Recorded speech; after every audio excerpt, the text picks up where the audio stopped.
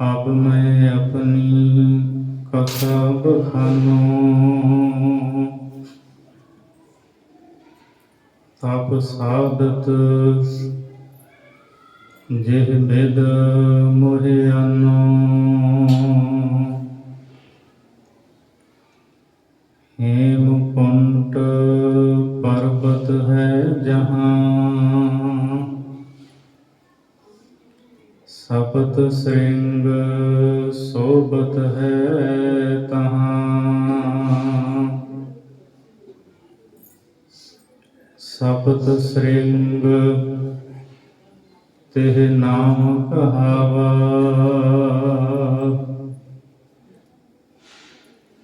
पांडुराज जह जोग कमावा।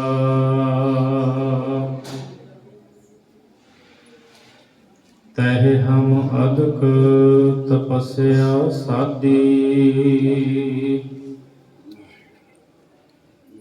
महाकाल काल का आराधी। एह विद करत तपस्या भयो,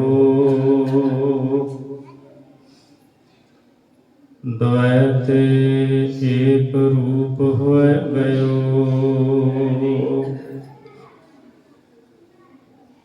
तात मात मुर अलख आराधा,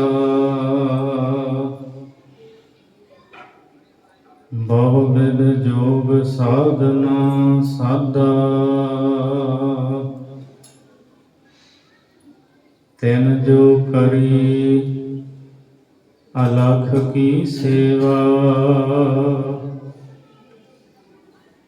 ताते भये प्रसन्न गुरुदेवा। तिन प्रभ जब आयस मोह दिया, तब हम जन्म कलू में लिया। चेतना भयो हमरो आवन कहे, चुभी रही श्रुत प्रभ चरणन में। ज्यों त्यों प्रभ हमको समझायो, इम कह के एह लोक पठायो। मैं अपना सुत तोहे निवाजा, पंथ प्रचुर करबे कहो साजा। जाहे तहाँ ते धर्म चलायो, कबोध करन ते लोक हटायो। परम सत्कारयोग चवर छतर तख्त दे मालक, दसां पातशाहियां दी जोत गुरगद्दी ते विराजमान, धन श्री गुरु ग्रंथ साहिब सच्चे पातशाह जी की पवित्र हजूरी दे अंदर हाजरियां भर रहे गुरु रूप साध संगत जी, फतेह बुलाओ। वाहिगुरु जी का खालसा, वाहिगुरु जी की फतेह। भाई नंद लाल जी ने सतगुरां की सिफत करदियां होइयां शब्द लिखे हैं। दीन दुनिया दर कमंदे आं परी रुख सारे मां, हर दुआलम कीमते यक तार मोए यार मां। लोक ते परलोक ये दो हन। भाई नंद लाल जी कहते जे तुसी मैनू पुछदे हो तां ये दोवें लोक ਮੇਰੇ ਗੁਰੂ ਗੋਬਿੰਦ ਸਿੰਘ ਸਾਹਿਬ ਮਹਾਰਾਜ ਜੀ ਦੇ ਕੇਸਾਂ ਦੀ ਇੱਕ ਤਾਰ ਦਾ ਮੁੱਲ ਹਨ। ਗੁਰੂ ਗੋਬਿੰਦ ਸਿੰਘ ਸਾਹਿਬ ਮਹਾਰਾਜ ਜ਼ਿੰਦਗੀ ਦੀ ਮਹਿਜ 42 ਸਾਲ ਦੀ ਉਮਰ ਦੇ ਵਿੱਚ ਉਹ ਕੁਝ ਕਰ ਗਏ ਜੋ ਕਈ ਜਨਮ ਧਾਰ ਕੇ ਵੀ ਕੀਤਾ ਨਹੀਂ ਜਾ ਸਕਦਾ। ਫਿਰ ਉਮਰ ਦੇ ਉਸ ਪੜਾਅ ਦੇ ਵਿੱਚ ਜਿਸ ਵੇਲੇ ਪੀਰ ਪੈਗੰਬਰ ਧਰਮ ਆਗੂ ਜੀਵਨ ਦਾ ਸੰਘਰਸ਼ ਸ਼ੁਰੂ ਕਰਦੇ ਹੈ, ਕਲਗੀਆਂ ਵਾਲੇ ਸਤਿਗੁਰੂ ਨੇ ਮਹਿਜ 33 ਸਾਲ ਦੀ ਉਮਰ ਦੇ ਵਿੱਚ ਖਾਲਸਾ ਸਾਜ ਕੇ ਆਪੇ ਗੁਰੂ ਆਪੇ ਚੇਲਾ ਸਤਿਗੁਰੂ ਬਣੇ। ਗੁਰੂ ਗੋਬਿੰਦ ਸਿੰਘ ਸਾਹਿਬ ਮਹਾਰਾਜ ਸਤਿਗੁਰੂ ਦਾ ਜੀਵਨ ਕਈ ਜ਼ਿੰਦਗੀਆਂ ਲੱਗ ਜਾਣਗੀਆਂ ਪਰ ਬਿਆਨ ਨਹੀਂ ਕੀਤਾ ਜਾ ਸਕਦਾ।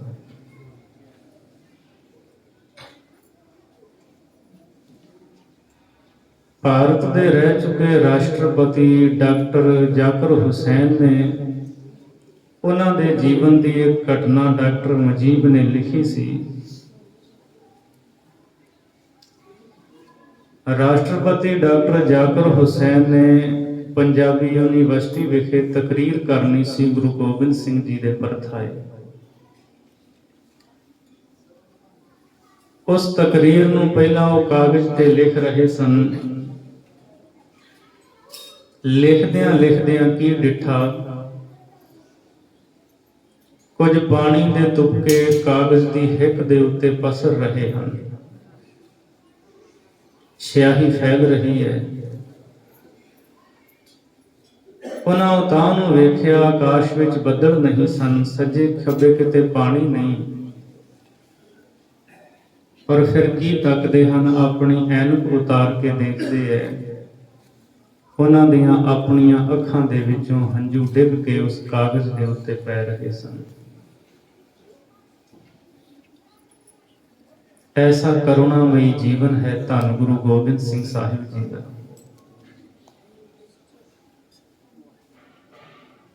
ਦੁਨੀਆ ਵਿੱਚ ਜਿੰਨੇ ਲਿਖਾਰੀ ਹੋਏ ਹੈ, ਕਿਸੇ ਦੀ ਕਵਿਤਾ ਦੇ ਵਿੱਚੋਂ 9 ਰਸ ਨਹੀਂ ਝਲਕਦੇ। ਗੁਰੂ ਗੋਬਿੰਦ ਸਿੰਘ ਸਾਹਿਬ ਜੀ ਦੀ ਕਾਵ ਰਚਨਾ ਪਵਿੱਤਰ ਬਾਣੀ ਦੇ ਵਿੱਚੋਂ 9 ਰਸ ਸਤਿਗੁਰੂ ਦੀ ਬਾਣੀ 'ਚ ਮੌਜੂਦ ਹਨ।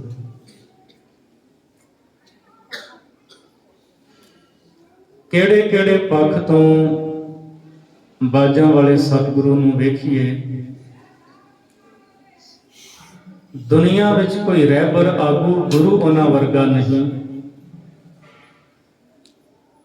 ਕੋਈ ਲਿਖਾਰੀ ਉਹਨਾਂ ਵਰਗਾ ਨਹੀਂ,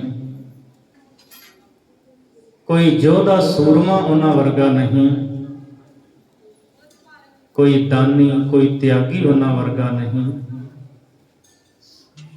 ਆਚਰਣ ਦੇ ਵਿੱਚ ਉੱਚਮਤਾ ਜਿੰਨੀ ਸੀ ਕਿਸੇ ਵਿੱਚ ਨਜ਼ਰ ਨਹੀਂ ਆਉਂਦੀ। ਇਥੋਂ ਤੱਕ ਸਤਿਗੁਰੂ ਨੇ ਬਚਨ ਲਿਖੇ ਹੈ। ਮਹਾਰਾਜ ਕਹਿੰਦੇ, ਸੁਧ ਜਪਤੇ ਹਮ ਧਰੀ ਬਚਨ ਗੁਰਦਏ ਹਮਾਰੇ, ਪੂਤ ਇਹ ਪ੍ਰੰਤੋਹੇ ਪ੍ਰਾਨ ਜਬਲ ਕਟ ਥਾਰੇ, ਨਿਜ ਨਾਰੀ ਕੇ ਸੰਗ नेहो तुम नित बढ़इयो, पर नारी की सेज फूल सुपने हो ना जाइयो।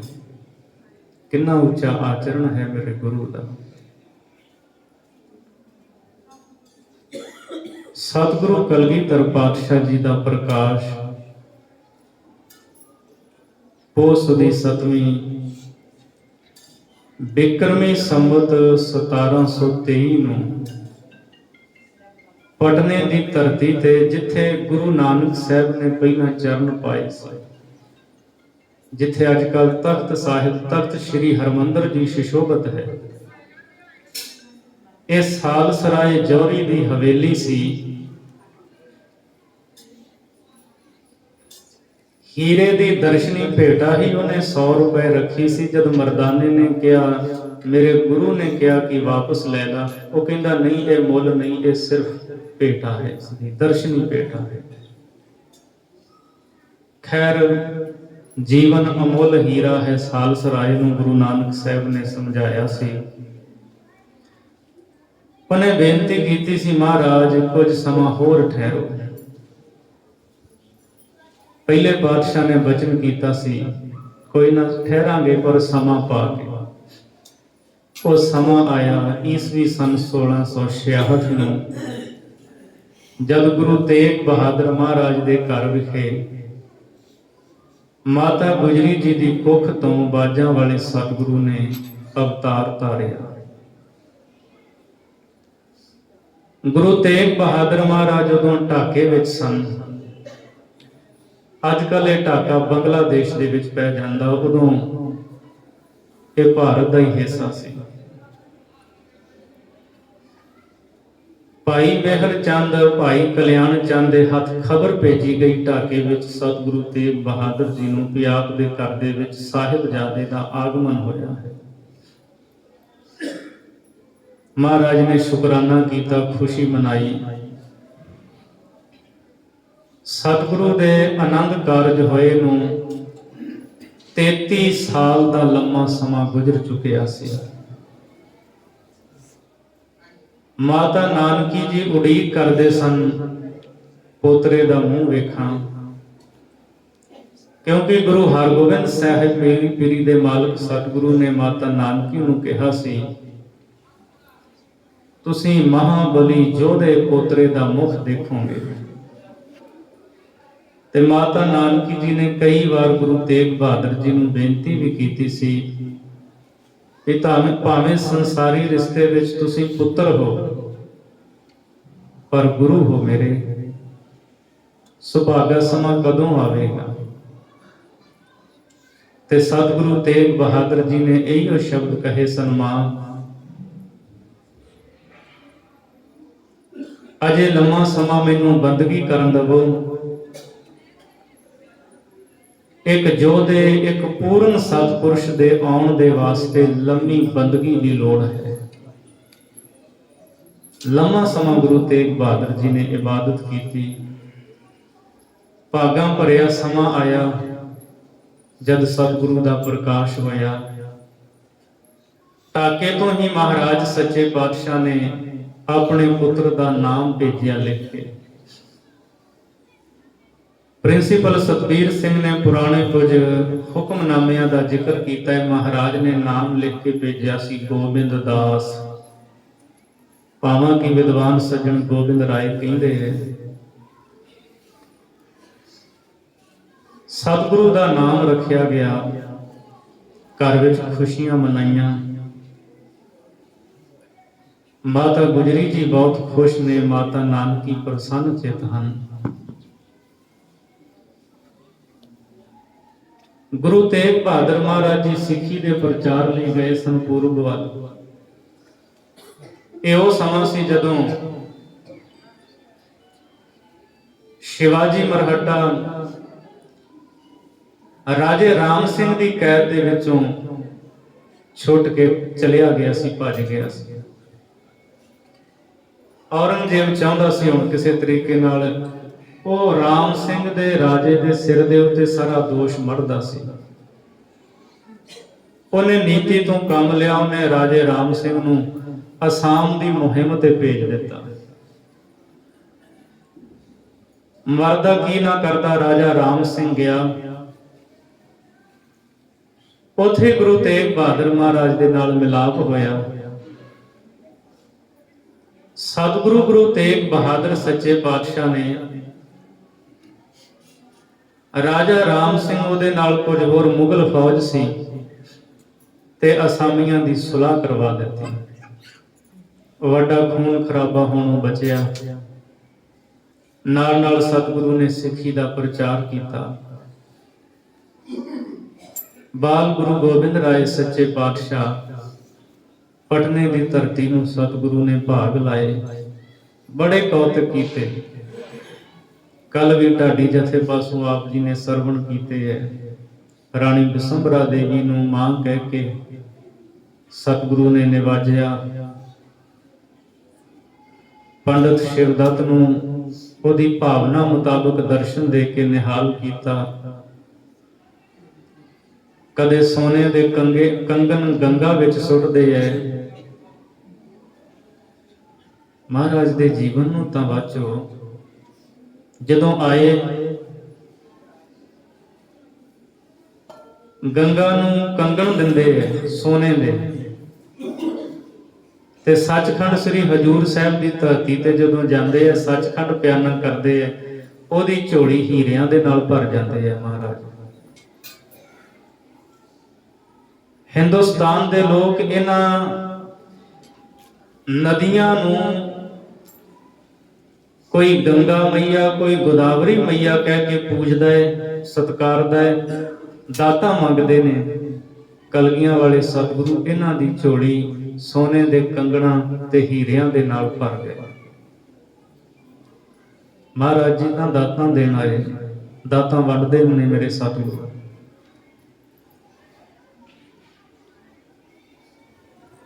ਕੁਝ ਸਾਲਾਂ ਬਾਅਦ ਸਤਿਗੁਰੂ ਅਸਾਮ ਤੋਂ ਵਾਪਸ ਪਰਤਦੇ ਹੈ। ਪਿਤਾ ਪੁੱਤਰ ਦਾ ਮਿਲਾਪ ਹੁੰਦਾ ਹੈ। ਸਿਰ ਤੇ ਹੱਥ ਰੱਖਦੇ ਨੇ ਗੁਰੂ ਤੇਗ ਬਹਾਦਰ, ਵਾਪਸ ਪੰਜਾਬ ਆ ਜਾਂਦੇ ਹੈ। ਪਰਿਵਾਰ ਪਟਣੇ ਹੀ ਰਹਿੰਦਾ ਹੈ। ਜ਼ਿੰਦਗੀ ਦੇ ਬਚਪਨ ਦੇ 6 ਸਾਲ ਧੰਨ ਗੁਰੂ ਗੋਬਿੰਦ ਰਾਏ ਸੱਚੇ ਪਾਤਸ਼ਾਹ ਨੇ ਪਟਨੇ ਦੀ ਧਰਤੀ ਤੇ ਬਤੀਤ ਕੀਤੇ। ਹਾਣੀਆਂ ਦੇ ਨਾਲ ਬੜਾ ਗੂੜਾ ਪਿਆਰ ਪੈ ਚੁੱਕਾ ਸੀ। ਬੱਚਿਆਂ ਦੇ ਨਾਲ ਖੇਡਣਾ, ਜੰਗੀ ਮਸ਼ਕਾਂ ਕਰਾਉਣੀਆਂ, ਤੇ ਪਟਨੇ ਦੀ ਧਰਤੀ ਤੇ ਹਾਕਮਾਂ ਵੱਲੋਂ ਇਹ ਹੁਕਮ ਸੀ ਵੀ ਜਦੋਂ ਵੀ ਹਾਕਮ ਦੀ ਸਵਾਰੀ ਲੰਘੇ ਸਾਰਿਆਂ ਨੇ ਝੁਕ ਕੇ ਸਲਾਮ ਕਰਨੀ ਹੈ। ਤੇ ਗੁਰੂ ਗੋਬਿੰਦ ਰਾਏ ਸੱਚੇ ਪਾਤਸ਼ਾਹ ਨੇ ਨਾਲ ਦੇ ਹਾਣੀਆਂ ਨੂੰ ਇੱਕ ਦਿਨ ਕਿਹਾ, ਜਿਹੜਾ ਹਾਕਮ ਆਉਂਦਾ ਕਿਸੇ ਨੇ ਇਹਦੇ ਅੱਗੇ ਸਲਾਮ ਨਹੀਂ ਕਰਨੀ, ਕਿਸੇ ਨੇ ਅੱਗੇ ਇਹਦੇ ਝੁਕਣਾ ਨਹੀਂ, ਸੀਨਾ ਤਾਣ ਕੇ ਇਹਦੇ ਅੱਗੇ ਖੜ ਜਾਣਾ ਹੈ। ਬੱਚਿਆਂ ਨੇ ਉਦਾਂ ਹੀ ਕੀਤਾ, ਦੰਦੀਆਂ ਕੜਾਈਆਂ, ਅੱਖਾਂ ਕੱਢੀਆਂ ਹਾਕਮ ਵੱਲ। ਪਤਾ ਲੱਗ ਗਿਆ ਵੀ ਇਹ ਗੁਰੂ ਤੇਗ ਬਹਾਦਰ ਦੇ ਪੁੱਤਰ ਨੇ ਇਹਨਾਂ ਨੂੰ ਸਿਖਾਇਆ।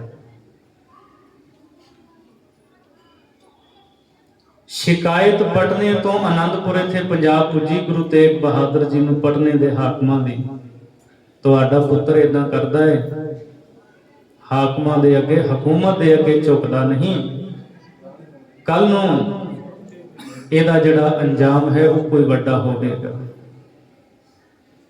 ਪਤਾ ਗੁਰੂ ਤੇਗ ਬਹਾਦਰ ਜੀ ਨੇ ਕੀ ਲਿਖ ਕੇ ਭੇਜਿਆ ਸੀ? ਮਹਾਰਾਜ ਨੇ ਵਾਪਸੀ ਚਿੱਠੀ ਪੰਜਾਬ ਤੋਂ ਲਿਖ ਕੇ ਭੇਜੀ ਸੀ, ਜੋ ਗੋਬਿੰਦ ਕੀਆ ਸੋ ਭਲਾ ਕੀਆ। ਜੋ ਮੇਰਾ ਪੁੱਤਰ ਕਰਦਾ ਹੈ ਚੰਗਾ ਹੀ ਕਰਦਾ ਹੈ, ਮਾੜਾ ਨਹੀਂ ਕਦੇ ਕਰੇਗਾ। ਕਿਉਂਕਿ ਇੰਨੀ ਲੰਮੀ ਬੰਦਗੀ ਤੋਂ ਬਾਅਦ ਗੁਰੂ ਤੇਗ ਬਹਾਦਰ ਦੇ ਘਰ ਵਿੱਚ ਗੁਰੂ ਗੋਬਿੰਦ ਸਿੰਘ ਜੀ ਦਾ ਅਵਤਾਰ ਹੋਇਆ। ਮਹਾਰਾਜ ਨੇ ਕਿਹਾ ਜੋ ਗੋਬਿੰਦ ਕੀਆ ਭਲਾ ਕੀਆ। ਐਸੀ ਜੁਰਤ ਸਤਿਗੁਰੂ ਉਹਨਾਂ ਬੱਚਿਆਂ ਦੇ ਵਿੱਚ ਭਰ ਰਹੇ ਸੀ। ਆਉਣ ਵਾਲੇ ਸਮੇਂ ਦੇ ਵਿੱਚ ਜ਼ੁਲਮ ਕਰਨ ਵਾਲੀ ਹਕੂਮਤ ਦੇ ਨਾਲ ਇਹ ਟਾਕਰਾ ਲੈ ਸਕਣ, ਆਪਣੇ ਅੰਦਰ ਹੌਸਲਾ ਪੈਦਾ ਕਰ ਸਕਣ। ਹਕੂਮਤਾਂ ਉਹਨਾਂ ਨੂੰ ਡੇਗਣ ਵਾਸਤੇ ਸਤਿਗੁਰੂ ਬਲ ਬਖਸ਼ ਰਹੇ ਸਨ। ਖੈਰ 6 ਸਾਲ ਲੰਘੇ, ਪੰਜਾਬ ਤੋਂ ਚਿੱਠੀ ਗਈ, ਪਰਿਵਾਰ ਸਮੇਤ ਆ ਜਾਓ। ਸਾਰੇ ਪਰਿਵਾਰ ਨੇ ਤਿਆਰੀ ਕੀਤੀ ਆਉਣ ਦੀ, ਤੇ ਮਹਾਰਾਜ ਸੱਚੇ ਪਾਤਸ਼ਾਹ ਜਦ ਤਿਆਰ ਹੋਏ ਨਾ, ਜਿਹੜੇ ਨਾਲ ਦੇ ਹਾਣੀ ਸੀ ਉਹਨਾਂ ਦਾ ਜੀ ਨਹੀਂ ਕਰਦਾ ਸਤਿਗੁਰੂ ਤੋਂ ਵਿਛੜਨ ਦੇ। ਮਹਾਰਾਜ ਨੂੰ ਬੇਨਤੀਆਂ ਕਰਦੇ, ਸੱਚੇ ਪਾਤਸ਼ਾਹ ਇੱਥੇ ਰਹੋ, ਤੁਹਾਡੇ ਤੋਂ ਬਿਨਾਂ ਸਾਡਾ ਜੀ ਨਹੀਂ ਲੱਗਣਾ, ਅਸੀਂ ਕੀ ਕਰਾਂਗੇ ਮਹਾਰਾਜ, ਇਹ ਵਿਛੋੜਾ ਸਾਥੋਂ ਚੱਲਿਆ ਨਹੀਂ ਜਾਣਾ। ਉਹਨਾਂ ਨੇ ਰੋ ਰੋ ਕੇ ਸਤਿਗੁਰੂ ਨੂੰ ਬੇਨਤੀਆਂ ਕੀਤੀਆਂ, ਪਰ ਮੇਰੇ ਹਜ਼ੂਰ ਨੇ ਇਹੋ ਸ਼ਬਦ ਕਹੇ ਸਨ, ਪਿਤਾ ਸਤਿਗੁਰੂ ਦਾ ਹੁਕਮ ਹੈ, ਮੈਂ ਪਿਤਾ ਸਤਿਗੁਰੂ ਦੇ ਹੁਕਮ ਨੂੰ ਮੋੜ ਨਹੀਂ ਸਕਦਾ। ਸਾਰਿਆਂ ਬਹੁਤ ਜ਼ਿਆਦਾ ਵੈਰਾਗ ਕੀਤਾ। ਮਾਤਾ ਗੁਜਰੀ ਜੀ ਦੇ ਨਾਲ ਪਿਆਰ ਕਰਨ ਵਾਲੀਆਂ ਜਿੰਨੀਆਂ ਵੀ ਪਟਨੇ ਦੀਆਂ ਬੀਬੀਆਂ ਸਨ, ਉਹਨਾਂ ਬੜੇ ਪਿਆਰ ਦੇ ਨਾਲ ਮਾਤਾ ਜੀ ਨੂੰ ਵਿਦਾ ਕੀਤਾ। ਸਾਰਿਆਂ ਦੇ ਨੇਤਰਾਂ ਵਿੱਚ ਹੰਝੂ ਸੀ, ਵੈਰਾਗ ਵਿੱਚ ਰੋ ਰਹੇ ਸਨ। ਸਤਿਗੁਰੂ, ਅੱਜ ਇਹਨਾਂ ਪਟਨੇ ਦੀਆਂ ਗਲੀਆਂ ਨੂੰ ਤੁਸੀਂ ਸੁਈਆਂ ਕਰਕੇ ਚਲੇ ਚੱਲੇ, ਰੌਣਕਾਂ ਉੱਡ ਪੁੱਡ ਜਾਣਗੀਆਂ, ਕੀ ਕਰਾਂਗੇ। ਤੇ ਮਹਾਰਾਜ ਗੁਰੂ ਤੇਗ ਬਹਾਦਰ ਜੀ ਨੇ ਤਾਂ ਵਚਨ ਹੀ ਕਹੇ ਸੀ, ਪਟਨਾ ਸਾਡਾ ਘਰ ਹੈ, ਇਹ ਗੁਰੂ ਦਾ ਘਰ ਹੈ। ਕਲਗੀਧਰ ਜੀ ਨੇ ਕਿਹਾ ਸੀ, ਕੋਈ ਨਹੀਂ, ਸਰੀਰ ਕਰਕੇ ਅਸੀਂ ਚੱਲੇ ਹਾਂ, ਪਰ ਸਾਡਾ ਵਾਸ ਤੁਹਾਡੇ ਵਿੱਚ ਹੀ ਹੋਵੇਗਾ। ਸੱਚੇ ਬਾਦਸ਼ਾਹ ਅਨੇਕਾਂ ਨਗਰਾਂ ਨੂੰ ਨਿਹਾਲ ਕਰਦੇ ਵਾਪਸ ਆਏ ਨੇ। ਲਖਨੌਰ ਪੁੱਜੇ ਆਪਣੇ ਨਾਨਕੇ। ਗੁਰੂ ਗੋਬਿੰਦ ਸਿੰਘ ਮਹਾਰਾਜ ਦੇ ਨਾਨਕੇ ਅੰਬਾਲੇ ਦੇ ਨੇੜੇ ਲਖਨੌਰ ਨਗਰ ਹੈ। ਮਾਤਾ ਗੁਜਰੀ ਜੀ ਦਾ ਇਹ ਜੱਦੀ ਪਿੰਡ ਸੀ। ਮਾਤਾ ਗੁਜਰੀ ਜੀ ਦੇ ਪਿਤਾ ਲਾਲ ਚੰਦ ਜੀ ਇੱਥੋਂ ਦੇ ਵਸਨੀਕ ਸਨ ਤੇ ਇੱਥੋਂ ਹੀ ਉੱਠ ਕੇ ਕਰਤਾਰਪੁਰ ਵਸੇ ਸੀ, ਜਿੱਥੇ ਗੁਰੂ ਤੇਗ ਬਹਾਦਰ ਜੀ ਦਾ ਵਿਆਹ ਹੋਇਆ। ਲਖਨਊਰ ਕੁਝ ਸਮਾਂ ਗੁਰੂ ਗੋਬਿੰਦ ਰਾਏ ਜੀ ਨੇ ਬਤੀਤ ਕੀਤਾ। ਇੱਥੇ ਪੀਰ ਭੀਖਣ ਸ਼ਾਹ ਫਿਰ ਮਿਲਣ ਆਇਆ ਸੀ, ਜਿਨੇ ਪਟਨੇ ਜਾ ਕੇ ਪਰਖ ਕੀਤੀ ਸੀ ਨਾ, ਕੁੱਜੀਆਂ ਅੱਗੇ ਕੀਤੀਆਂ ਸੀ ਹਿੰਦੂਆਂ ਦੀ ਕਿ ਮੁਸਲਮਾਨਾਂ ਦੇ ਪੱਖ ਦੀ ਗੱਲ ਕਰੋਗੇ। ਮਹਾਰਾਜ ਨੇ ਦੋਵਾਂ ਕੁੱਜੀਆਂ ਤੇ ਹੱਥ ਰੱਖਤੇ ਸੀ ਕਿ ਅਸੀਂ ਦੋਵਾਂ ਦੀ ਰੱਖਿਆ ਕਰਨੀ ਹੈ। ਇਹ ਹਿੰਦੂ ਮੁਸਲਮਾਨ ਦਾ ਤਾਂ ਸਵਾਲ ਹੀ ਨਹੀਂ ਹੈ। ਪੀਰ ਭੀਖਣ ਸ਼ਾਹ ਇੱਥੇ ਲਖਨੌਰ ਫਿਰ ਸਤਿਗੁਰੂ ਕੋਲ ਦਰਸ਼ਨ ਕਰਨ ਆਇਆ ਸੀ। ਫਕੀਰ ਆਰਫ ਦੀਨ ਉਹਨਾਂ ਪਾਲਕੀ ਤੇ ਅਸਵਾਰ ਹੋ ਕੇ ਲੰਘ ਰਿਹਾ ਸੀ ਆਪਣੇ ਮੁਰੀਦਾਂ ਦੇ ਨਾਲ। ਬੱਚਿਆਂ ਦੇ ਨਾਲ ਖੇਡਦਿਆਂ ਜਦੋਂ ਸਤਿਗੁਰੂ ਨੂੰ ਵੇਖਿਆ, ਉਹਨੇ ਉਹ ਝੱਟ ਪਾਲਕੀ ਤੋਂ ਉਤਰ ਆਇਆ ਹੇਠਾਂ। ਪਾਲਕੀ ਤੋਂ ਹੇਠਾਂ ਉਤਰ ਕੇ ਉਹਨੇ ਸਜਦਾ ਕੀਤਾ, ਨਮਸਕਾਰ ਕੀਤੇ। ਨਾਲ ਦੇ ਪੀਰ ਜਿਹੜੇ ਮੁਰੀਦ ਸੀ ਉਹਨਾਂ ਪੁੱਛਿਆ, ਪੀਰ ਆਰਫ ਦੀਨ ਨੂੰ, ਇਸ ਬੱਚੇ ਨੂੰ ਤੁਸੀਂ ਮੱਥਾ ਕਿਉਂ ਟੇਕਿਆ? ਉਹਨੇ ਕਮਾਲ ਦੇ ਸ਼ਬਦ ਕਹੇ, ਕਹਿੰਦਾ ਇਹ ਬੱਚਾ ਨਹੀਂ, ਇਹ ਖੁਦਾ ਆਪ ਆਇਆ ਹੈ। ਮੈਂ ਜਦੋਂ ਧਿਆਨ ਦੇ ਵਿੱਚ ਜੁੜਦਾ ਹਾਂ, ਰੱਬੀ ਦਰਗਾਹ ਦੇ ਵਿੱਚ ਮੈਨੂੰ ਇਹਨਾਂ ਦੇ ਹੀ ਦੀਦਾਰ ਹੁੰਦੇ ਹੈ। ਰੱਬ ਦੇ ਪੂਰਨ ਕਾਮਲ ਗਿਆਨ ਨੂੰ ਇਹ ਧਾਰਨ ਵਾਲੇ ਤੇ ਵੰਡਣ ਵਾਲੇ ਹਨ।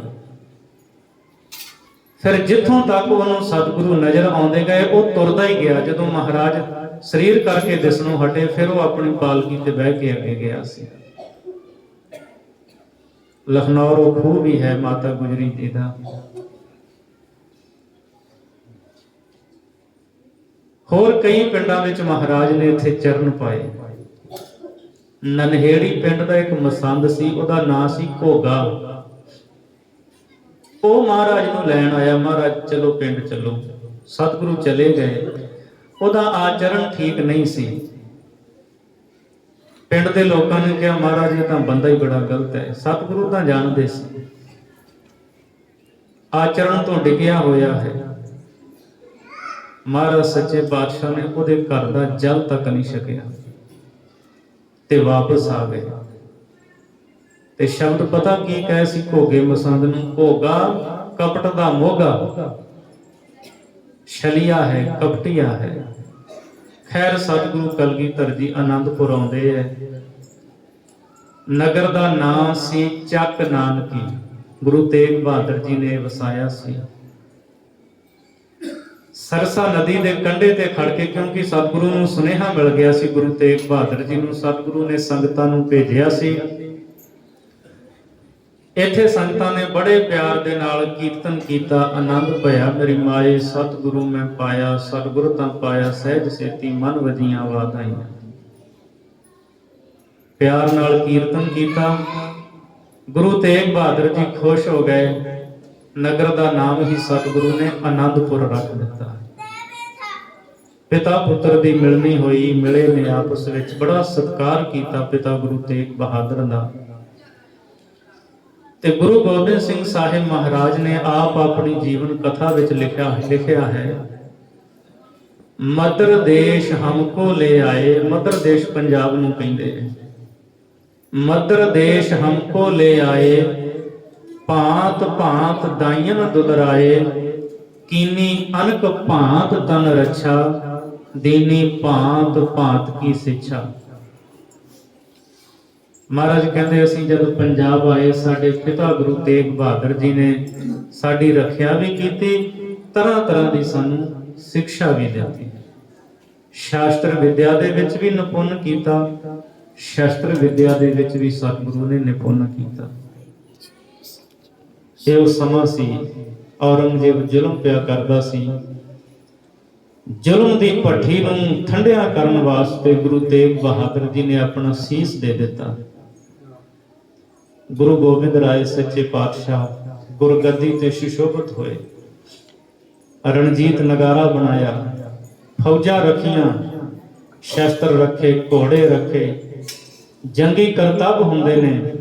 ਪਹਾੜੀ ਰਾਜੇ ਤੇ ਦਿੱਲੀ ਹਕੂਮਤ ਨੂੰ ਫਿਕਰ ਪੈ ਗਿਆ।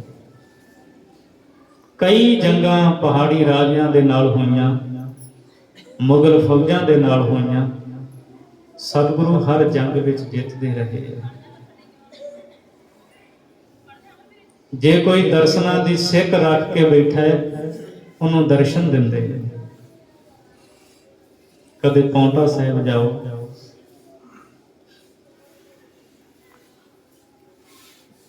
ਸਿਰਮੌਰ ਰਿਆਸਤ ਦਾ ਰਾਜਾ ਮੇਦਨੀ ਪ੍ਰਕਾਸ਼, ਉਹਨੇ ਸਤਿਗੁਰੂ ਕਲਗੀਧਰ ਜੀ ਨੂੰ ਆਪਣੀ ਰਿਆਸਤ ਦੇ ਵਿੱਚ ਸੱਦਾ ਦਿੱਤਾ ਸੀ, ਮਹਾਰਾਜ ਆਪ ਮੇਰੀ ਰਿਆਸਤ ਵਿੱਚ ਚਰਨ ਪਾਓ। ਨਾਲੇ ਆਪਾਂ ਭੀਮ ਚੰਦ ਜਿਹੜਾ ਨਿੱਤੀ ਲੜਾਈਆਂ ਝਗੜੇ ਕਰਦਾ ਹੈ, ਲੜਾਈ ਝਗੜੇ ਤੋਂ ਕੁਝ ਸਮਾਂ ਰਹਿ ਕੇ ਸੌਖਾ ਲੰਘ ਜਾਏਗਾ। ਮਹਾਰਾਜ ਪਰਿਵਾਰ ਸਮੇਤ ਇੱਥੇ ਆਏ ਸੀ ਨਾਹਨ ਰਿਆਸਤ ਦੇ ਵਿੱਚ।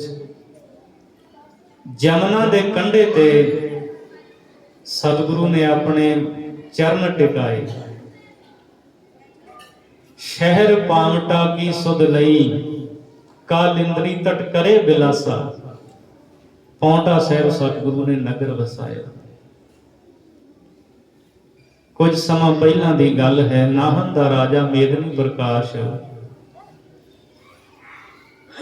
ਜਦੋਂ ਪੌਂਟੇ ਤੋਂ ਪੁੱਤਾਂ ਪਹਾੜੀਆਂ ਵੱਲ ਨੂੰ ਜਾਈਦਾ ਹੈ, ਦੋ ਕੋ ਚਕਰਾਤਾ ਵੱਲੋਂ ਮਾਰਗੇ ਪਾਉਂਦਾ ਹੈ। ਉੱਥੇ ਇੱਕ ਨਗਰ ਹੈ ਕਾਲਸੀ, ਉਹਦੇ ਨੇੜੇ ਇੱਕ ਬ੍ਰਾਹਮਣ ਤਪੱਸਿਆ ਕਰਦਾ ਸੀ। ਲੰਮਾ ਸਮਾਂ ਹੋ ਗਿਆ ਸੀ ਉਹਨੂੰ ਤਪੱਸਿਆ ਕਰਦਿਆਂ ਹੋਇਆਂ। ਲੋਕ ਉਸ ਨੂੰ ਰਿਸ਼ੀ ਕਹਿੰਦੇ ਸਨ। ਕਾਲਸੀ ਦਾ ਰਿਸ਼ੀ, ਪਿੰਡ ਦਾ ਨਾਮ ਸੀ ਕਾਲਸੀ, ਕਾਲਸੀ ਦਾ ਰਿਸ਼ੀ। ਮੰਨਤਾ ਬੜੀ ਸੀ, ਲੋਕ ਜਾਂਦੇ ਸੀ। ਰਾਜਾ ਮੇਦਨੀ ਪ੍ਰਕਾਸ਼ ਵੀ ਇੱਕ ਵਾਰ ਗਿਆ ਤੇ ਉਹ ਤੋਂ ਵਰ ਮੰਗਿਆ ਸੀ ਵੀ ਮੈਨੂੰ ਵਰ ਦਿਓ, ਜੋ ਮੇਰੀ ਗਵਾਂਢੀ ਰਾਜੇ ਦੇ ਨਾਲ ਲੜਾਈ ਹੋ ਰਹੀ ਹੈ, ਮੈਂ ਹਾਰਾਂ ਨਾ, ਜੰਗ ਜਿੱਤਾਂ। ਤੇ ਉਸ ਤਪਸਵੀ ਨੇ ਕਿਹਾ ਸੀ ਵੀ ਜੇ ਜੰਗ ਜਿੱਤਣੀ ਹੈ ਤੇ ਆਨੰਦਪੁਰ ਚਲੇ ਜਾਓ ਗੁਰੂ ਗੋਬਿੰਦ ਸਿੰਘ ਦੀ ਸ਼ਰਨ ਵਿੱਚ। ਨਿਸ਼ਾਨੀਆਂ ਉਹਨੇ ਦੱਸੀਆਂ ਸੀ। ਤਾਂ ਰਾਜੇ ਨੇ ਸੱਦਾ ਦਿੱਤਾ ਸੀ, ਮਹਾਰਾਜ ਨੇ ਇੱਥੇ ਪੌਂਟਾ ਨਗਰ ਵਸਾਇਆ ਤੇ ਨਾਲ ਰਿਸ਼ੀ ਨੇ ਕਿਹਾ ਸੀ ਮੈਨੂੰ ਦਰਸ਼ਨ ਕਰਾ ਦਿਓ ਜਦੋਂ ਕਿਤੇ ਸਤਿਗੁਰੂ ਮਿਲ ਜਾਣ। ਆ ਨਿਸ਼ਾਨੀਆਂ ਨੇ ਉਹਨਾਂ ਦੀਆਂ। ਪਰ ਰਾਜਾ ਭੁੱਲ ਗਿਆ। ਸਮਾਂ ਲੰਘਿਆ। ਸਤਿਗੁਰੂ ਕਲਗੀਧਰ ਜੀ ਪੌਂਟੇ ਦੀ ਧਰਤੀ ਤੇ ਦੀਵਾਨ ਸਜਾ ਕੇ ਬੈਠੇ ਹੈ। ਇੱਥੇ ਹੀ ਮਹਾਰਾਜ ਕਵੀ ਦਰਬਾਰ ਕਰਵਾਉਂਦੇ ਹੁੰਦੇ ਸੀ। ਕਵੀਆਂ ਨੇ ਕਵਿਤਾਵਾਂ ਰਚਣੀਆਂ, ਸੱਚੇ ਪਾਤਸ਼ਾਹ ਨੇ ਢਾਲਾਂ ਮੋਹਰਾਂ ਦੀਆਂ ਭਰ ਭਰ ਕੇ ਉਹਨਾਂ ਦੀਆਂ ਝੋਲੀਆਂ 'ਚ ਪਾਉਣੀਆਂ। ਅੱਜ ਦੀਵਾਨ ਲਾ ਕੇ ਬਾਜਾਂ ਵਾਲੇ ਸਤਿਗੁਰੂ ਬੈਠੇ ਹੈ, ਸੰਗਤ ਬੈਠੀ ਹੈ, ਸਿੱਖ ਕੋਲ ਨੇ। ਪਾਤਸ਼ਾਹ ਕਹਿੰਦੇ ਹੈ ਠੰਡ ਦਾ ਮੌਸਮ ਹੈ, ਸਰਦੀ ਬਹੁਤ ਹੋ ਗਈ ਹੈ, ਉਮਰਾਂ ਵੱਡੀ ਹੋ ਗਈ ਹੈ, ਹੱਡ ਕੜਕਦੇ ਆ। ਸਿੱਖਾਂ ਦੇ ਕੁਝ ਪੱਲੇ ਨਹੀਂ ਪੈਂਦਾ। ਮਹਾਰਾਜ ਕੀ ਵਚਨ ਕਰ ਰਹੇ। ਫਿਰ ਥੋੜੇ ਚਿਰ ਬਾਅਦ ਉਮਰ ਵੱਡੀ ਹੋ ਗਈ ਹੈ, ਠੰਡ ਦਾ ਮੌਸਮ ਹੈ, ਹੱਡ ਕੜਕਦੇ ਨੇ। ਜਿਹੜੇ ਸਿੱਖ ਸਮਝਣ ਵਾਲੇ ਸੀ ਉਹ ਸਮਝ ਗਏ ਵੀ ਕਿਸੇ ਨਵੇਂ ਕੌਤਕ ਨੂੰ ਜਨਮ ਦੇਣ ਵਾਲੇ ਨੇ ਮੇਰੇ ਸਤਿਗੁਰੂ। ਮੇਦਨੀ ਪ੍ਰਕਾਸ਼ ਦਾ ਵਜ਼ੀਰ ਕੋਲ ਆਇਆ ਸਤਿਗੁਰੂ ਦੇ, ਮਹਾਰਾਜ ਕੀ ਹੁਕਮ ਹੈ? ਸਤਿਗੁਰੂ ਕਹਿੰਦੇ ਰਾਜੇ ਮੇਦਨੀ ਪ੍ਰਕਾਸ਼ ਨੂੰ ਕਹੋ 4-5 ਦਿਨ ਵਾਸਤੇ ਸਾਡੇ ਨਾਲ ਸ਼ਿਕਾਰ ਕਰਨ ਚੱਲੇ, ਪਾਲਕੀ ਨਾਲ ਲੈ ਚੱਲਿਓ, ਤਿਆਰੀ ਕਰ ਲਓ। ਵਜ਼ੀਰ ਨੇ ਸੁਨੇਹਾ ਦੇ ਦਿੱਤਾ ਰਾਜੇ ਨੂੰ। ਗੁਰੂ ਗੋਬਿੰਦ ਸਿੰਘ ਜੀ ਨੇ ਕਿਹਾ 4-5 ਦਿਨ ਮੇਰੇ ਨਾਲ ਚੱਲ ਸ਼ਿਕਾਰ ਕਰਨ। ਰਾਜੇ ਨੇ ਵਚਨ ਮੰਨਿਆ, ਤਿਆਰੀ ਕੀਤੀ, ਪਾਲਕੀ ਤਿਆਰ ਕੀਤੀ, ਤੁਰ ਪਏ। ਉਧਰੋਂ ਜਿਹੜਾ ਰਿਸ਼ੀ ਤਪਸਵੀ ਹੈ ਨਾ, ਉਹ ਸਹਿਕਦਾ ਪਿਆ। ਜ਼ਿੰਦਗੀ ਦੇ ਆਖਰੀ ਪੜਾਅ, ਉਮਰ ਬੜੀ ਵੱਡੀ ਹੋ ਗਈ ਹੈ, ਪਿੰਜਰ ਬਣ ਚੁੱਕਿਆ ਤਪੱਸਿਆ ਕਰ ਕਰਕੇ। ਇੰਨਾ ਪਿੰਜਰ ਬਣ ਚੁੱਕਿਆ ਕਿ ਪੇਟ ਤੇ ਹੱਥ ਫੇਰਦਾ, ਰੀੜ ਦੀ ਹੱਡੀ ਹੱਥ ਨੂੰ ਮਹਿਸੂਸ ਹੁੰਦੀ। ਉਹਦਾ ਇੱਕ ਸੇਵਕ ਸੀ, ਉਹਦਾ ਨਾਮ ਭਾਈ ਵੀਰ ਸਿੰਘ ਨੇ ਚਾਂਦੋ ਲਿਖਿਆ ਹੈ। ਉਹ ਨਵੀਂ ਉਮਰ ਦਾ ਬਾਲਕ ਸੀ। ਚਾਂਦੋ ਸੇਵਾ ਕਰਦਾ ਇਸ ਤਪਸਵੀ ਰਿਸ਼ੀ ਦੀ। ਉਹਨੇ ਚਾਂਦੋ ਆਪਣੇ ਸੇਵਕ ਨੂੰ ਵੀ ਕਿਹਾ ਸੀ, ਆ ਨਿਸ਼ਾਨੀਆਂ ਨੇ, ਜੇ ਐਸਾ ਪੁਰਸ਼ ਮਿਲ ਜਾਏ ਦਰਸ਼ਨ ਕਰਵਾ ਦੇਵੀਂ, ਕਿਤੇ ਤੂੰ ਹੀ ਕਰਵਾ ਦੇ। ਸ਼ਬਦ ਕਹੇ ਸਨ, ਇੱਕ ਹਿਰਦਾ ਸਹਿਕਦਾ ਹੈ ਦਰਸ਼ਨਾਂ ਨੂੰ। ਸਰਦੀ ਹੈ, ਪਾਲਾ ਲੱਗਦਾ ਹੈ, ਹੱਡ ਕੜਕਦੇ ਨੇ, ਉੱਠ ਨਹੀਂ ਸਕਦਾ, ਸਰੀਰ 'ਚ ਸੱਤਿਆ ਨਹੀਂ ਰਹੀ। ਤੇ ਜੇ ਤੈਨੂੰ ਮਿਲਣ ਤੇ ਕਹਿ ਦੇਵੇਂ ਕਿ ਇੱਕ ਹਿਰਦਾ ਦਰਸ਼ਨਾਂ ਨੂੰ ਸਹਿਕਦਾ ਹੋਇਆ ਟੁਰ ਗਿਆ, ਜ਼ਿੰਦਗੀ ਦੀ ਜੰਗ ਹਾਰ ਗਿਆ। ਇਧਰੋਂ ਸਤਿਗੁਰੂ ਜਦੋਂ ਘੋੜਿਆਂ ਤੇ ਸਵਾਰ ਪਹਾੜੀਆਂ ਦੇ ਵਿੱਚ ਦੀ ਅੱਗੇ ਵਧੇ ਹੈ, ਚਾਂਦੋ ਸੇਵਕ ਨੇ ਦੂਰੋਂ ਮਹਾਰਾਜ ਨੂੰ ਦੇਖਿਆ।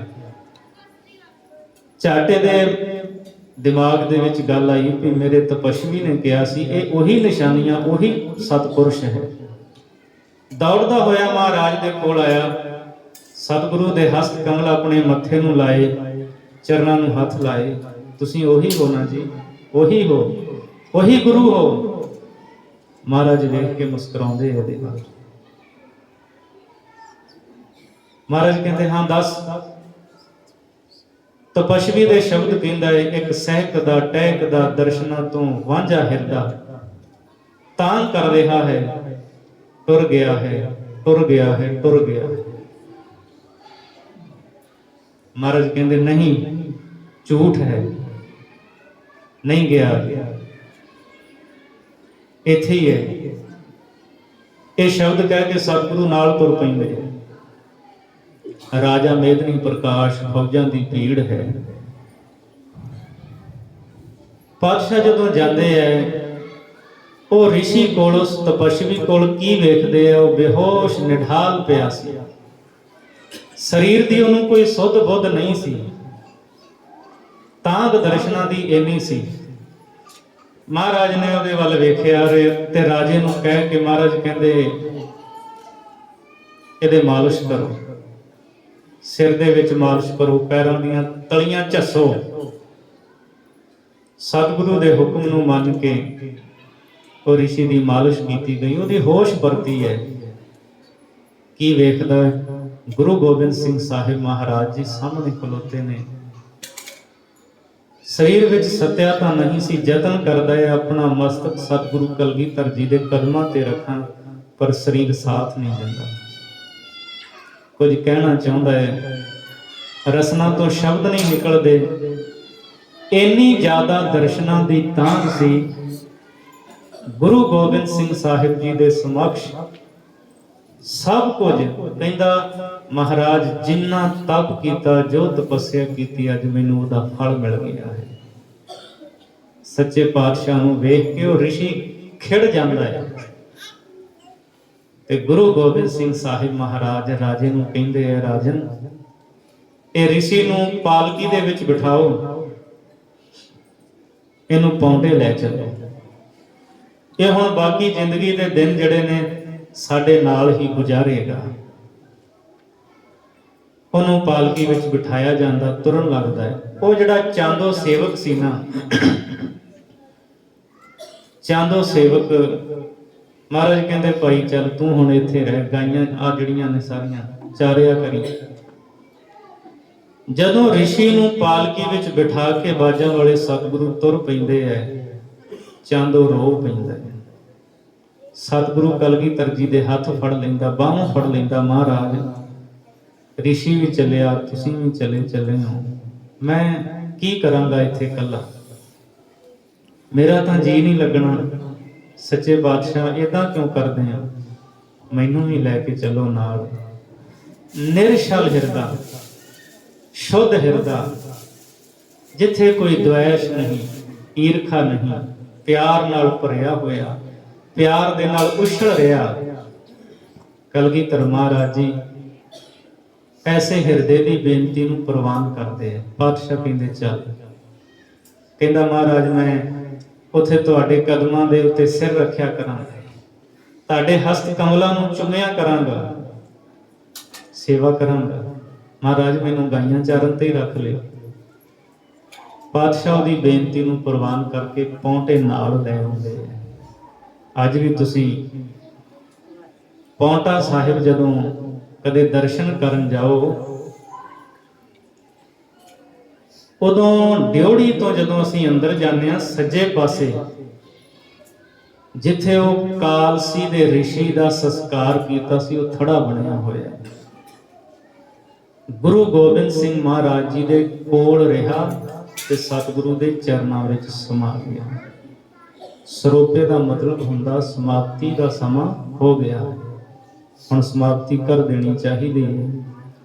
ਗੁਰੂ ਗੋਬਿੰਦ ਸਿੰਘ ਮਹਾਰਾਜ ਨਿਰਛਲ ਹਿਰਦਿਆਂ ਦੀ ਭਾਵਨਾ ਨੂੰ ਵੀ ਪੂਰਨ ਕਰਦੇ ਹੈ ਤੇ ਸੱਚੇ ਪਾਤਸ਼ਾਹ ਨੇ ਵੱਡੀ ਰਹਿਮਤ ਕਰਕੇ ਜੀਵਨ ਦਾ ਸੁਮੇਲ ਐਸਾ ਬਣਾਇਆ, ਸ਼ਸਤਰ ਤੇ ਸ਼ਾਸਤਰ, ਆਪ ਵੀ ਉਹਦੇ ਵਿੱਚ ਨਿਪੁੰਨ ਤੇ ਆਪਣੇ ਖਾਲਸੇ ਨੂੰ ਵੀ ਸਤਿਗੁਰੂ ਨੇ ਨਿਪੁੰਨ ਕੀਤਾ। ਸਰਬੰਸ ਵਾਰ ਦਿੰਦੇ ਨੇ, ਪਰ ਖਾਲਸੇ ਨੂੰ ਇੰਨਾ ਮਾਣ ਬਖਸ਼ਦੇ ਐ, ਇਨਹੀ ਕੀ ਕਿਰਪਾ ਕੇ ਸਜੇ ਹਮ ਹੈ, ਨਹੀਂ ਮੋਹ ਸੇ ਗਰੀਬ ਕਰੋੜ ਪਰੇ। ਮਹਾਰਾਜ ਕਹਿੰਦਾ ਮੈਂ ਆਪਣੇ ਇਸ ਖਾਲਸੇ ਦੀ ਕਿਰਪਾ ਦੇ ਨਾਲ ਹੀ ਸਜਿਆ ਹੋਇਆ ਹਾਂ। ਤੇ ਸਤਿਗੁਰੂ ਗੁਰੂ ਗੋਬਿੰਦ ਸਿੰਘ ਮਹਾਰਾਜ ਐਸਾ ਅਹਿਲ ਤੇ ਦ੍ਰਿੜਤਾ ਵਾਲਾ ਹਿਰਦਾ ਅੱਜ ਤੱਕ ਦੁਨੀਆ ਦੇ ਵਿੱਚ ਤੁਹਾਨੂੰ ਤਵਾਰੀਖ 'ਚ ਕਦੇ ਨਹੀਂ ਮਿਲੇਗਾ, ਨਹੀਂ ਮਿਲ ਸਕਦਾ, ਬਿਲਕੁਲ ਨਹੀਂ ਮਿਲ ਸਕਦਾ। ਸਤਿਗੁਰੂ ਗੁਰੂ ਗੋਬਿੰਦ ਸਿੰਘ ਮਹਾਰਾਜ ਇੱਕ ਕਲਮ ਨੇ ਨਹੀਂ, ਦੁਨੀਆ ਦੀਆਂ ਅੱਜ ਤੱਕ ਅਣਗਿਣਤ ਕਲਮਾਂ ਹੋਈਆਂ ਨੇ ਜਿਨ੍ਹਾਂ ਨੇ ਬਾਜਾਂ ਵਾਲੇ ਸਤਿਗੁਰੂ ਦੀ ਸਿਫਤ ਕੀਤੀ ਹੈ। ਕਿਹਦਾ ਕਿਹਦਾ ਜ਼ਿਕਰ ਕਰਾਂਗੇ। इंसाफ करे जी में जमाना तो यकीन है, कह दो गुरु गोविंद सिंह का सानी ही नहीं है, ये प्यार मुरीदों से ये शफकत भी कहीं है, भक्ति में गुरु अर्श संसार जिमी है, उल्फत के ये जज्बे कभी नहीं देखे हमने, देखा तो एक बार सुने भी नहीं हमने। इन्ना प्यार ਵੇਖਣਾ ਤਾਂ ਵੱਖਰੀ ਗੱਲ ਹੈ। ਅੱਲਾ ਯਾਰ ਖਾਂ ਜੋਗੀ ਕਹਿੰਦੇ ਕਦੀ ਸੁਣਿਆ ਤੱਕ ਨਹੀਂ ਕਿ ਕਿਸੇ ਨੇ ਆਪਣੇ ਮੁਰੀਦਾਂ ਦੇ ਨਾਲ ਇੰਨੀ ਮੁਹੱਬਤ ਕੀਤੀ ਹੋਵੇ ਜਿੰਨੀ ਸਤਿਗੁਰੂ ਨੇ ਖਾਲਸੇ ਦੇ ਨਾਲ ਕੀਤੀ ਹੈ। ਨਿਆਰਾ ਬਣਾਇਆ ਹੈ।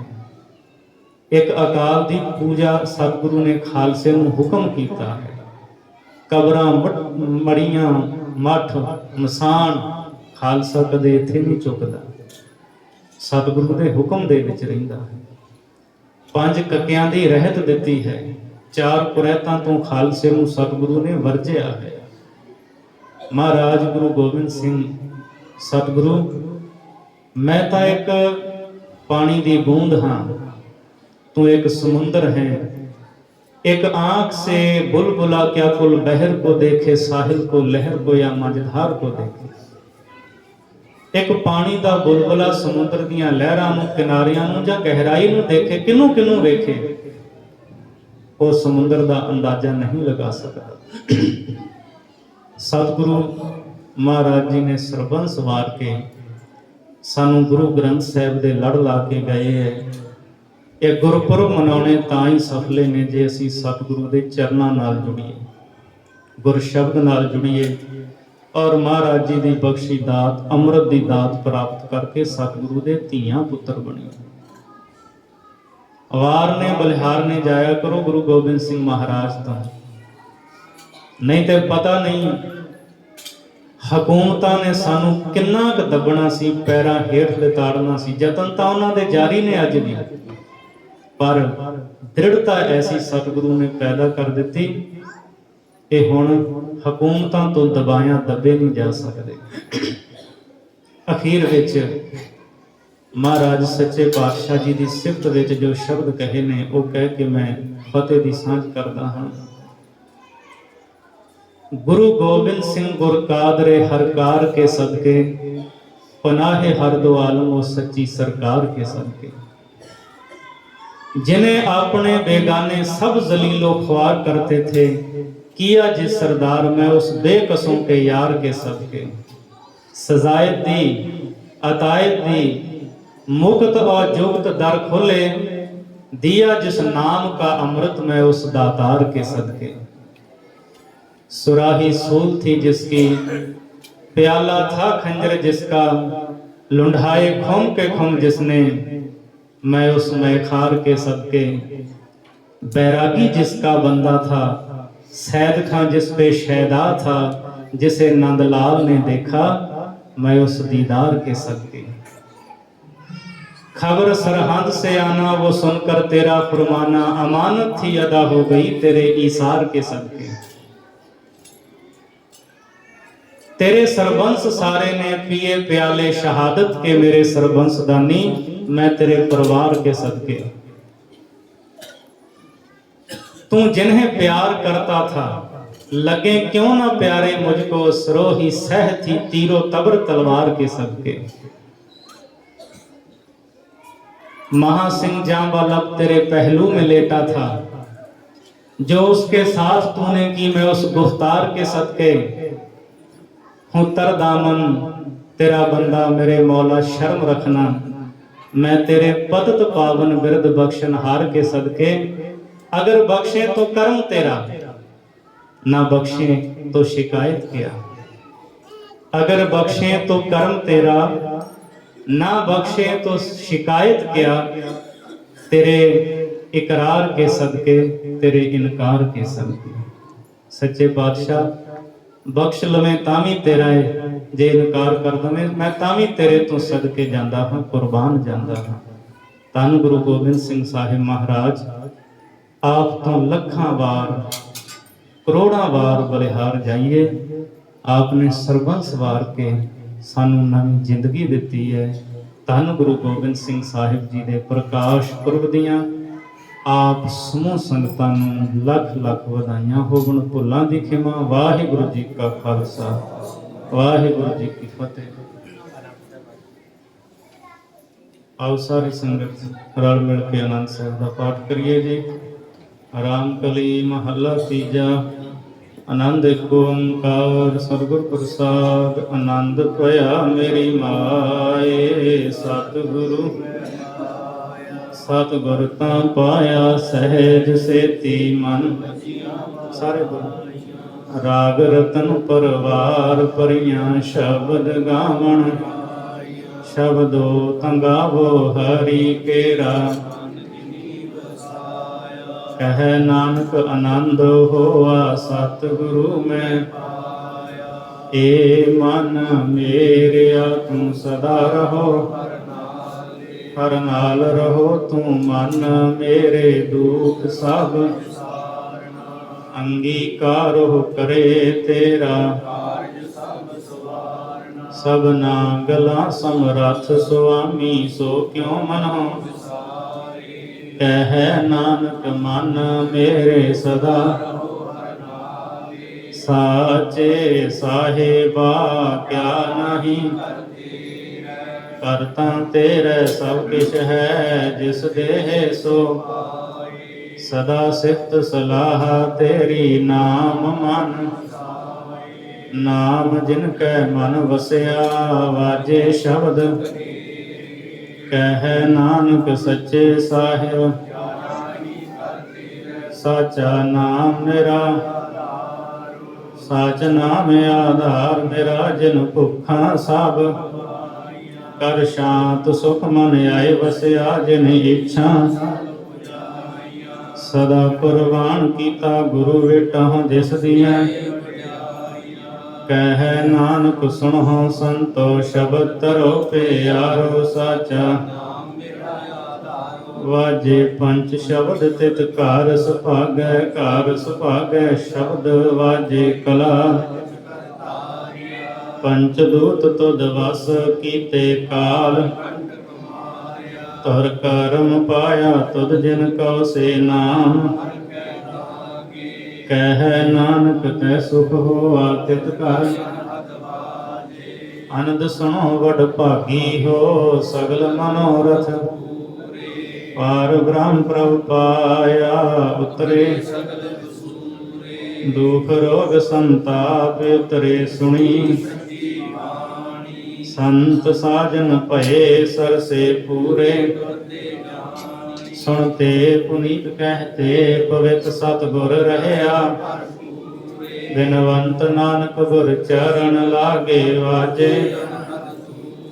ਸੁਣਤੇ ਪੁਨੀਤ ਕਹਤੇ ਪਵਿੱਤ ਸਤਿਗੁਰ ਰਹਿਆ ਪੂਰੇ। ਬਿਨਵੰਤ ਨਾਨਕ ਗੁਰ ਚਰਨ ਲਾਗੇ ਵਾਜੇ ਅਨਹਦ ਤੂਰੇ। ਵਾਹਿਗੁਰੂ ਜੀ ਕਾ ਖਾਲਸਾ, ਵਾਹਿਗੁਰੂ ਜੀ ਕੀ ਫਤਿਹ। ਕੋ ਠਾਕੁਰ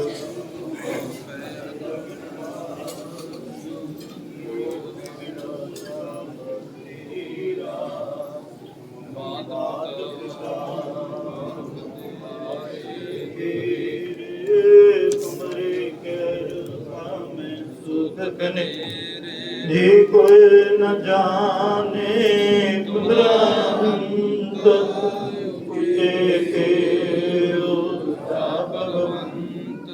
ਸਗਲ ਸਮਗਰੀ ਤੁਮਰਾ ਸੁਤਰ ਤਾਰੀ।